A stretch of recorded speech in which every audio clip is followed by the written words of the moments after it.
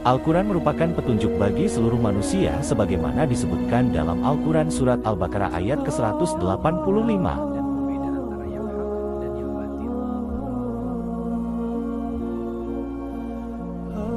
Al-Quran sebagai kitab adalah penjelasan yang lengkap dan sempurna, tidak meninggalkan suatu masalah apapun. Sebagaimana disebutkan dalam Al-Quran Surat Al-An'am ayat ke-38.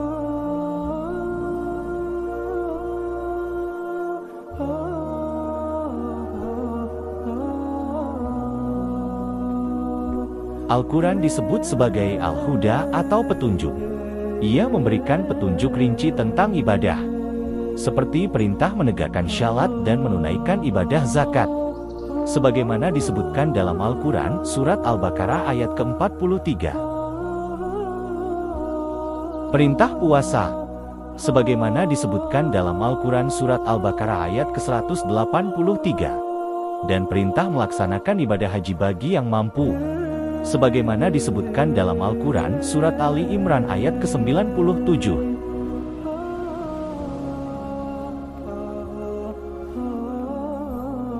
Al-Quran memberikan petunjuk rinci tentang muamalah, bisnis, dan sosial, di antara hukum jual-beli, keadilan, dan larangan riba sebagaimana disebutkan di dalam Al-Quran Surat Al-Baqarah ayat 275 dan Surat An-Nisa ayat ke-29.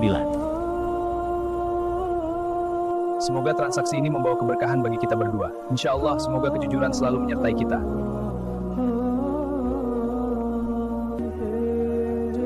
Al-Quran memberi petunjuk tentang akhlak.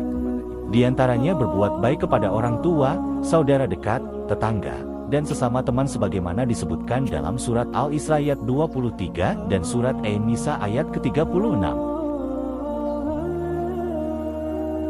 Thank you, brother. You are most welcome. It looks delicious. Please enjoy. Bahkan Al-Quran juga memberi petunjuk bagaimana berinteraksi dengan musuh dalam Surat Fussilat ayat ke-34.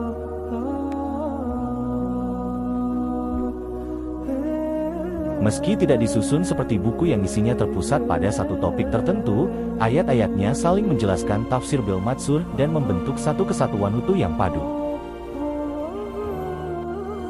Susunan Al-Quran yang begitu indah dan semua bagiannya saling terkait dengan rapi, membuktikan bahwa hanya Allah yang mampu menyusunnya dengan sempurna. Setiap orang dapat merujuk Al-Quran sesuai konteks kebutuhannya. Seorang ahli ekonomi, psikolog, atau ilmuwan alam akan menemukan prinsip-prinsip dasar di dalamnya yang dapat mereka perdalam dengan ilmu lain, tafsir ilmi.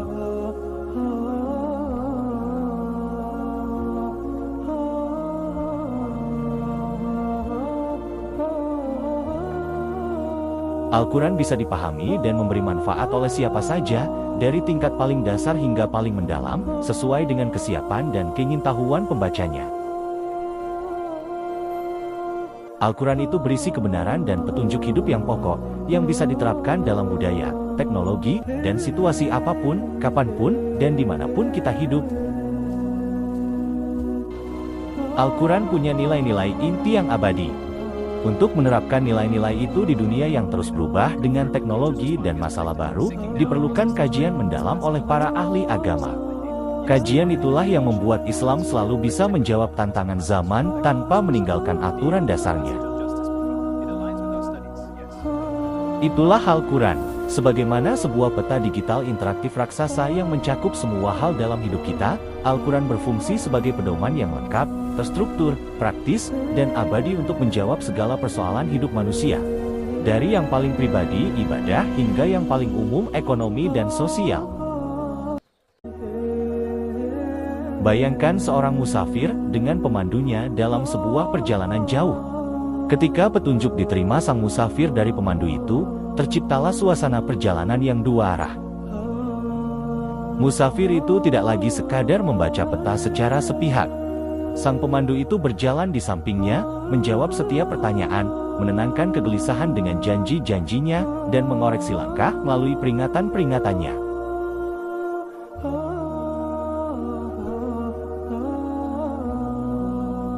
Al-Quran berfungsi sebagai pemandu yang hidup dan aktif dalam membimbing pembacanya. Al-Quran itu seperti percakapan langsung dengan pembaca. Al-Quran sering memanggil pembacanya secara langsung, misalnya dengan berkata, "Wahai orang-orang yang beriman," atau bertanya, "Lalu, mau pergi kemana kalian?"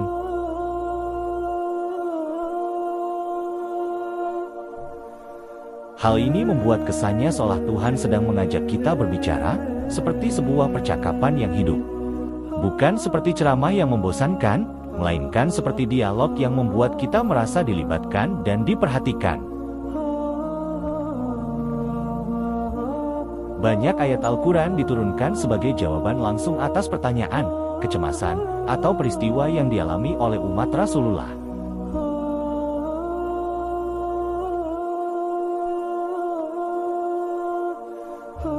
Misalnya mereka bertanya tentang hakikat ruh. Dijawab oleh Allah dalam surat Al-Isra ayat ke-85. Mereka bertanya tentang fungsi bulan sabit. Dijawab oleh Allah dalam surat Al-Baqarah ayat ke-189. Hal ini menunjukkan bahwa Allah sangat peka terhadap kebutuhan dan kebingungan manusia. Al-Quran tidak turun dalam ruang hampa, tetapi justru menyapa persoalan nyata yang dihadapi umat. Setiap ayat yang turun sebagai jawaban atas kegelisahan mereka menggambarkan bahwa Allah tidak jauh dan pasif, melainkan terlibat secara langsung dalam kehidupan hambanya. Seperti sang pemandu yang selalu berjalan bersama kita, mendengar, dan memberikan petunjuk tepat saat kita membutuhkannya. Al-Quran selalu menghadirkan keseimbangan yang pas, layaknya seorang pendamping yang bijak.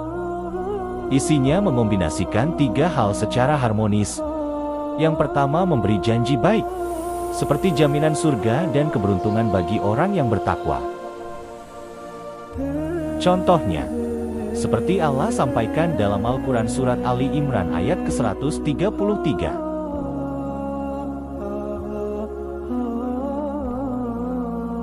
Yang kedua, memberi ketenangan lewat ayat-ayat yang penuh rahmat dan kasih sayang Allah. Misalnya di dalam Al-Quran surat Az-Zumar ayat 53 dan surat Al-Baqarah ayat ke-186.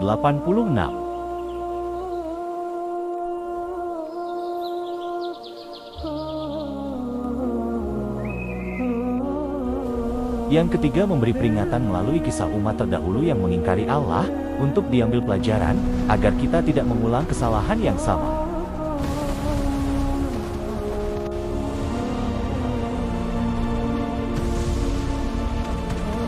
Misalnya Allah menyampaikannya dalam Al-Quran surat Al-Furqan ayat 38 hingga ayat 39. Dan Al-Quran surat Al-Qamar ayat 15 hingga ayat ke-17.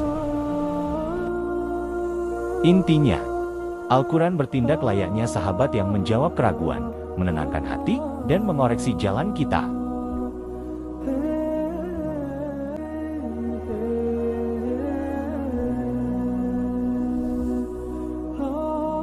Al-Quran tidak sekadar ingin dibaca layaknya membaca berita harian atau daftar perintah belaka. Ia hadir sebagai sebuah undangan terbuka untuk menyelami, merenung, dan berdialog secara mendalam. Secara khusus, Al-Quran mengajak kita untuk merenungkan isinya, tidak hanya di permukaan, namun meresapi setiap kata dan kisah. Memikirkan maknanya, baik yang tersurat maupun yang tersirat, serta kaitannya dengan kehidupan nyata. Memahami pesannya secara mendalam, sebagaimana tersirat dalam Al-Quran surat Syad ayat 29, di mana Allah menegaskan bahwa kitab ini diturunkan agar direnungkan dan diambil pelajaran. Kita diajak untuk bertanya, apa maksud ayat ini untuk hidup saya? Atau, mengapa kisah ini diceritakan? Dengan begitu, kita jadi merasa terlibat secara aktif dalam menemukan makna dan petunjuk, bukan hanya membaca dengan diam saja atau tanpa dipikir. Seolah-olah Al-Quran berkata, ayo, pikirkan dan renungkan bersama-sama. Intinya, Al-Quran adalah kitab untuk dipikirkan, bukan hanya dihafalkan. Dengan demikian, Al-Quran tidak dimaksudkan untuk dibaca terburu-buru.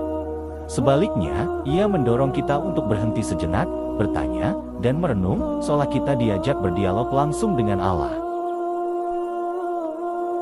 Interaksi semacam ini membuat kita tidak hanya menjadi penerima informasi, tetapi juga pencari makna yang aktif, sehingga setiap ayat dapat menyentuh hati dan membimbing langkah hidup kita.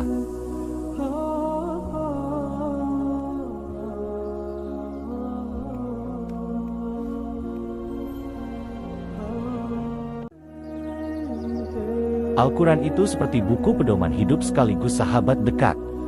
Ia tidak dirancang hanya untuk disimpan atau dibaca sekilas. Kita perlu membangun hubungan pribadi yang nyata dengan Al-Quran. Pertama, Al-Quran dibaca dan direnungkan secara rutin, seperti sedang mendengarkan nasihat. Maksudnya, interaksi dengan Al-Quran sebaiknya dilakukan secara teratur dan penuh kesadaran. Layaknya saat kita duduk mendengarkan nasihat bijak dari seseorang yang sangat kita percayai. Kita tidak membacanya dengan terburu-buru atau sekadar melafalkan kata-kata, tetapi dengan keheningan hati dan kesediaan untuk meresapi maknanya. Setiap ayat yang dibaca direnungkan untuk dipahami pesannya, dikaitkan dengan keadaan diri, dan dijadikan bahan untuk mengambil pelajarannya. Seperti nasihat yang baik, kita memberinya ruang untuk berbicara kepada pikiran dan perasaan kita. Lalu kita renungkan bagaimana petunjuk itu bisa diterapkan dalam kehidupan nyata. Dengan cara ini, membaca Al-Quran menjadi dialog batin yang hidup, di mana kita tidak hanya sekadar melihat teks, tetapi juga merasa diingatkan, ditenangkan, atau diarahkan seolah-olah sang pemberi nasihat sedang berbicara langsung kepada kita.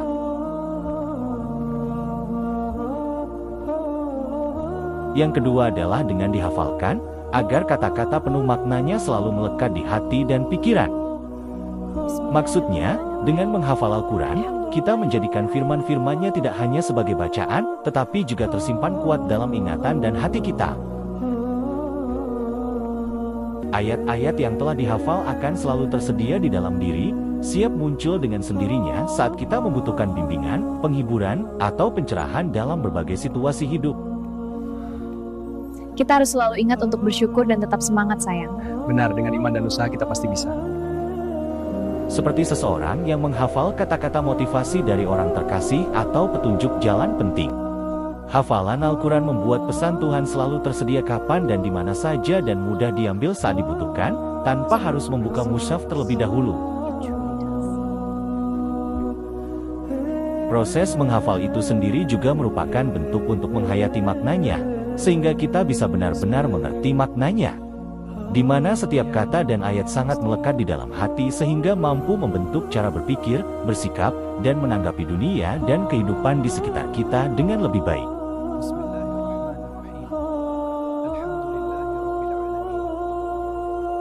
Dengan demikian, hafalan Al-Quran bukan sekadar latihan ingatan, tetapi cara untuk membawa firman Tuhan selalu hidup dan menjadi pemandu dari dalam diri dan suara hati yang dibimbing Tuhan yang selalu menyertai langkah hidup kita.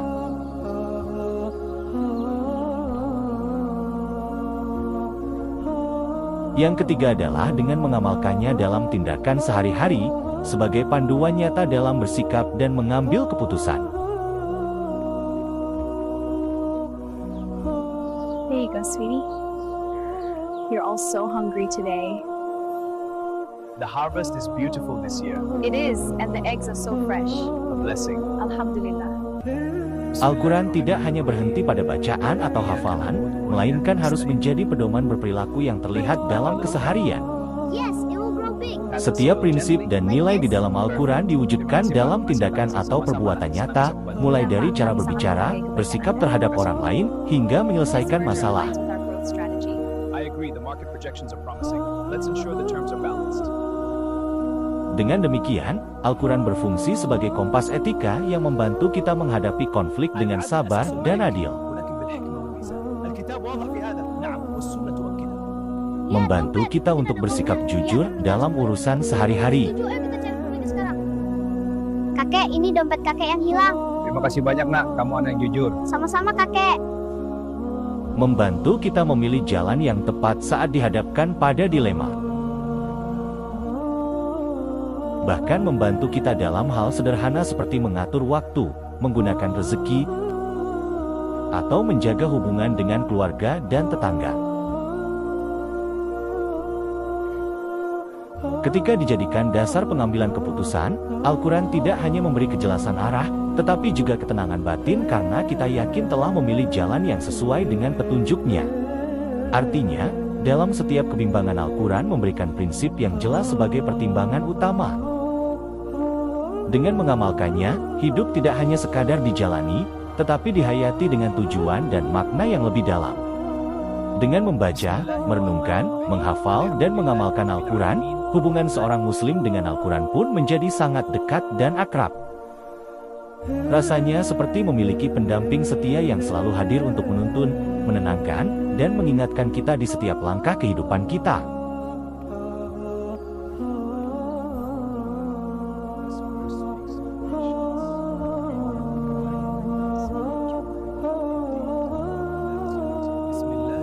Hubungan seorang Muslim dengan Al-Quran seringkali sangat akrab dan pribadi, seperti mendapat pendampingan langsung dari Tuhan dalam setiap langkah hidup. Contoh ayat Al-Quran yang sesuai dengan pengalaman ini, misalnya, pada surat Kahf ke-16. Maknanya, kedekatan Allah digambarkan secara fisik lebih dekat dari urat leher kita sendiri. Dia bahkan mengetahui bisikan hati dan pikiran yang tersembunyi. Ini menunjukkan hubungan yang sangat dekat. Allah memahami yang tidak terucap dan hadir dalam setiap detak kehidupan batin kita. Inilah salah satu contoh ayat yang menggambarkan kedekatan Tuhan dengan kita.